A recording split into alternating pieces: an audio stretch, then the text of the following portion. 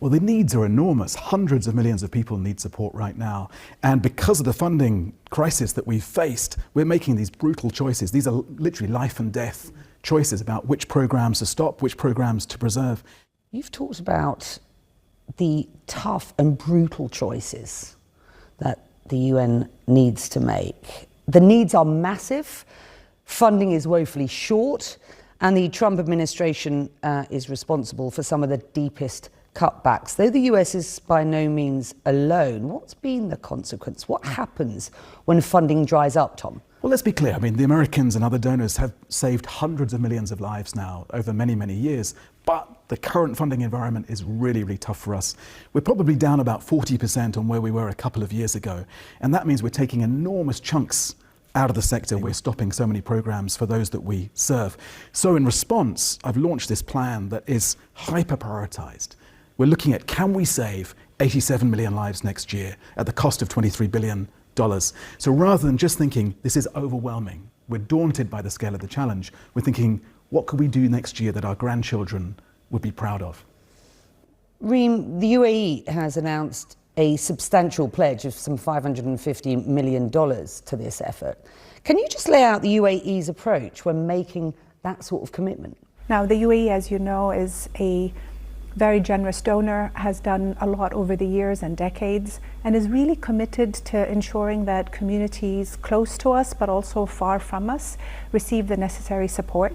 But we also want to do it in innovative ways. We want to integrate the private sector, the MDBs, and I think in our conversations with Tom, we've seen that there is an appetite right now to relook at aid disbursement and bringing this appeal by also rallying up all of the humanitarian stakeholders and the INGO community together gives them the type of bandwidth that they would need to be able to secure the necessary and achievable results. Let's focus very specifically on two files, if we can.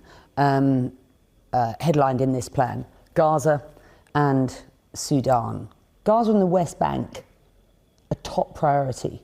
What needs to happen next, Tom?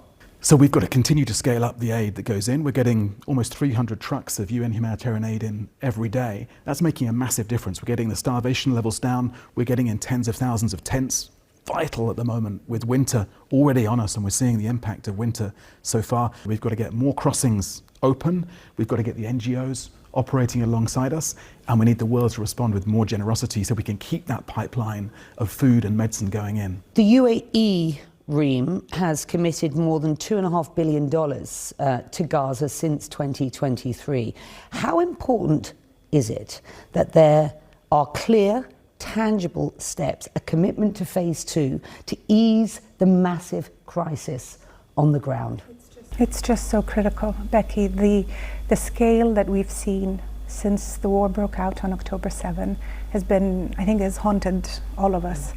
The UAE is one of the top donors to Gaza. In fact, over 50% of all of the aid going in comes from the United Arab Emirates. And whether in healthcare or in securing food that goes in, whether it's airdrops or it's our floating hospital, the evacuation of personnel or of patients who need treatment in the UAE, we are constantly and consistently, I think the key word here is consistently there for our Palestinian brothers and sisters. Sudan, as you rightly have pointed out, both of you, Sudan faces the biggest humanitarian crisis in the world. You are just back, Tom, from your most recent trip, not your first trip this year, but your most recent trip. Can you just describe what you witnessed and what your key sort of takeouts, and that sounds, you know, horribly sort of dehumanizing, and I don't mean it to sound like that, but you know, what have you taken away from that recent trip? You know, so many people in need of basic support, life-saving assistance, but also protection. I'm worried about the last atrocities, but also the next atrocities. And that's why it's so important we get behind the efforts towards a ceasefire. You know, Sudan right now doesn't need more guns and bullets. It needs food and medicine and peace. For the tens of thousands who have either lost their lives, been raped, tortured, I mean, it is actually too late, and we all have to admit to that.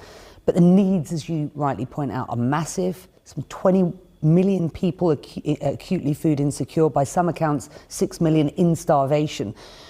Why is aid not reaching the civilians who need it most? That's the key question. It's the right question to ask. A lot of it is about the cross-line access. So some of it is about lack of funding. We're about 32% funded on our Sudan appeal this year, but a lot of it is about the difficulty of crossing through those checkpoints. I went through 40 checkpoints to get to Tawila and Korma, just right near Al Fasher.